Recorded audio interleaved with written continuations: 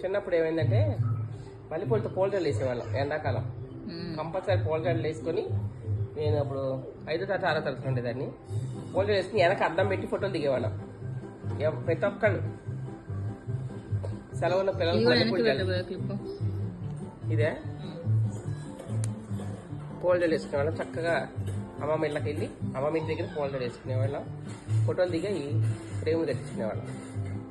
ఇప్పుడు అసలు జల్లేను ఇంక పోల్జర్లు ఏడేస్తారు. డాలీకి 2 పిల్లలకి మల్లెపూలు. హాయ్ చెప్పమ్మా. Hi friends. బంగారు తల్లి బాగా ఎలా ఉన్నాయి పిల్లకలు? నీకేమా? నీకొద్దా? కాదు చెల్లికి ఎలా ఉన్నాయి చెప్పమ్మా. బాగున్నాయా?